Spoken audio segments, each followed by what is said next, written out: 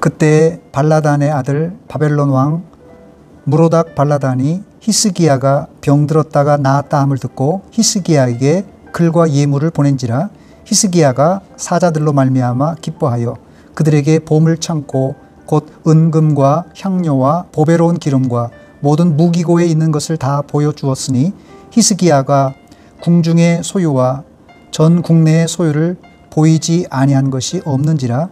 이에 선지자 이사야가 히스기야 왕에게 나와 묻되 그 사람들이 무슨 말을 하였으며 어디서 왕에게 왔나이까 하니 히스기야가 이르되 그들이 원방 곧 바벨론에서 내게 왔나이다 하니라. 이사야가 이르되 그들이 왕의 궁전에서 무엇을 보았나이까 하니 히스기야가 대답하되 그들이 내 궁전에 있는 것을 다 보았나이다. 내 창고에 있는 것을 보이지 아니한 보물이 하나도 없나이다 하니라. 이사야가 히스기야에게 이르되 왕은 만군의 여호와의 말씀을 들으소서. 보라, 날이 이르리니 내 집에 있는 모든 소유와 내 조상들이 오늘까지 쌓아둔 것이 모두 바벨론으로 옮긴 바 되고 남은 것이 없으리라. 여호와의 말이니라. 또 내게서 태어날 자손 중에서 몇이 사로잡혀 바벨론 왕궁의 환관이 되리라 하셨나이다 하니 히스기야가 이사야에게 이르되 당신이 이른 바 여호와의 말씀이 좋소이다 하고 또 이르되 내 생전에는 평안과 견고함이 있으리로다 하니라. 아멘.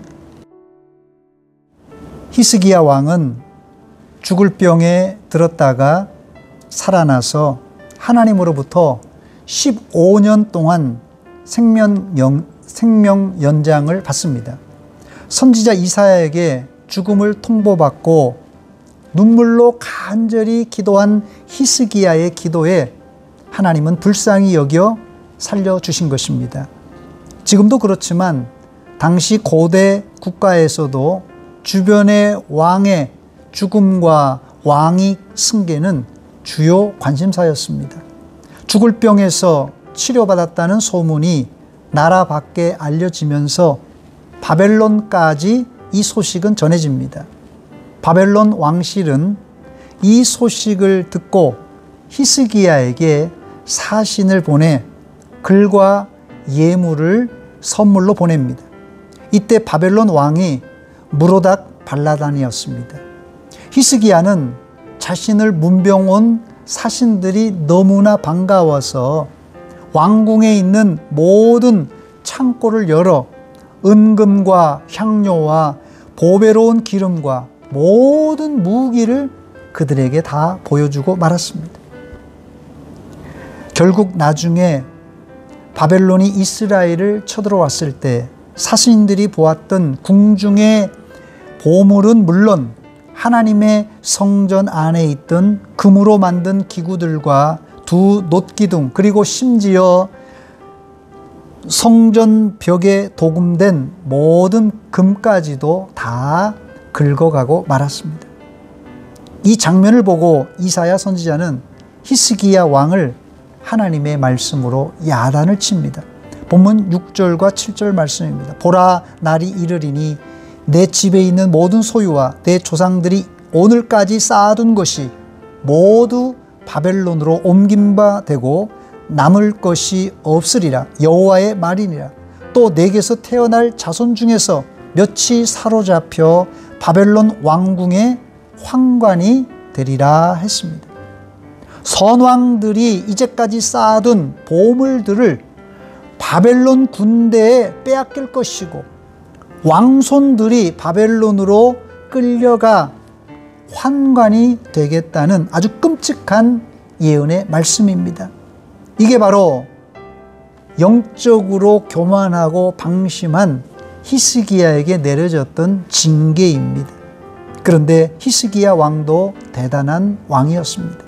이렇게 말하는 이사야 선지자에게 겸손하게 대꾸했습니다. 8절 말씀에 보니까 당신이 이른 바 여호와의 말씀이 좋소이다.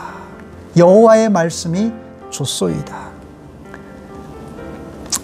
말씀을 맺습니다. 영적으로 방심하면 그 틈새로 마귀가 틈을 타서 우리를 넘어지게 만듭니다. 그러므로 성숙한 신앙인일지라도 교만하고 방심하면 하나님이 사정없이 넘어뜨리십니다. 코로나 시대에 교만하지 말고 방심하지 말고 겸손한 성도가 되어야 할 것입니다. 히스기야의 방심은 나라가 무너지고 자손들은 포로로 끌려가는 비참한 신세가 되고 말았습니다. 그러나 히스기야는 자기에게 듣기 싫은 소리였지만 선지자 말씀에 아멘으로 화답하며 순종했습니다. 이것이 방심 가운데서 빛나는 히스기야의 위대함입니다. 성도의 첫째 덕목은 겸손, 둘째도 겸손, 셋째도 겸손입니다. 이것이 예수님의 제일 되는 성품입니다. 같이 기도하겠습니다. 제가 기도 제목을 불러드리겠습니다. 여러분의 각자 있는 처소에서 함께 기도 제목을 가지고 기도하시기 바랍니다. 첫 번째 기도 제목은 코로나19 바이러스가 속히 종식되게 하소서. 나라의 정치, 경제, 교육, 문화 총체적인 위기 가운데 온 나라가 하나님께 회개하며 하나님께 돌아오게 하옵소서. 두 번째 기도 제목입니다. 대전 서문교회에 속한 모든 성도가 국가적인 위기 가운데 믿음에 굳게 서게 하옵소서. 특히 목사를 비롯한 교회 지도자들이 위기를 극복할 수 있도록 지혜를 주시옵소서. 세 번째, 어려움을 당한 이웃들을 위해 기도하는 시간입니다. 수혜를 만난 수재민들을 위해서 코로나19로 인한 감염자, 격리자, 실직자나 기업의 경영이 어려운 자들을 위해서 지병으로 고생하는 환우들, 특별히 암과 투병하는 환자들을 위해서 고3을 비롯한 학생들과 주일학교 학생들, 청년들, 특별히 학업, 취업, 결혼 및 장래를 위해서 기도해 주시기 바랍니다. 네 번째는 구역 식구들과 전도의 회원들, 만나지는 못하지만 기도로 영적인 끈을 이어갈 수 있도록. 다섯 번째는 선교지를 위해서 코로나로 인해서 선교지가 힘들다고 합니다. 캄보디아를 비롯한 우리가 협력하는 선교지가 선교의 문이 활짝 열릴 수 있도록. 마지막 여섯 번째, 여러분의 가정과 자녀들, 손자들, 그리고 개인의 기도의 제목을 놓고 있는 처소에서 기도하시기 바랍니다. 같이 기도하겠습니다. 하나님 우리 아버지, 은혜와 사랑 감사드립니다. 이 시간 하나님 앞에 우리 마음을 다하여 성품을 다하여 우리의 마음을 쏟아냈습니다. 하나님 아버지, 히스기야 시대에 방심하고 교만했을 때 마귀가 틈을 타서 나라를 어지럽히고 백성들을 힘들게 했습니다. 하나님 아버지, 한 사람의 방심과 교만이 이토록 나라를 힘들게 만들었는데 하나님 아버지, 지금 이 나라의 위기와 어려움 속에서 우리의 실수와 잘못과 죄악을 회개하오니 용서하여 주시옵소서. 우리가 여러 가지 기도의 제목을 가지고 기도할 때 하나님이 들어주시되 특별히 코로나19 바이러스가 속히 퇴치되게 하시고 우리가 일상으로 돌아갈 수 있도록 도와주시옵소서.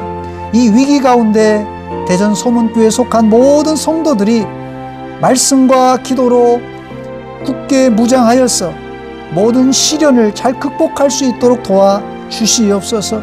특별히 수혜를 만난 수재민들, 코로나로 인한 감염자, 격리자, 실직자, 경영이 어려운 자들, 또한 이 외에도 지병으로 어려운 환자들, 특별히 암에서 투병하는 환자들을 주님 불쌍히 여겨 주시옵소서.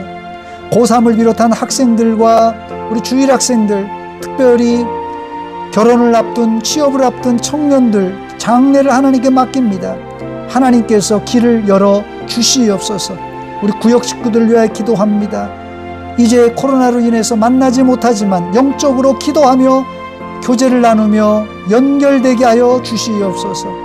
코로나로 인하여 선교지도 힘들다고 합니다. 하나님 아버지, 코로나 바이러스를 극복하고 선교지도, 선교의 문이 활짝 열려지게 하여 주시옵소서.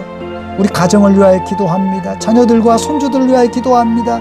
하나님 아버지, 믿음의 대를 이어가게 하시고 이 위기 가운데서도 믿음으로 승리하는 가족 식구들 다 되게 하여 주시옵소서. 예수님의 이름으로 기도하옵나이다. 아멘.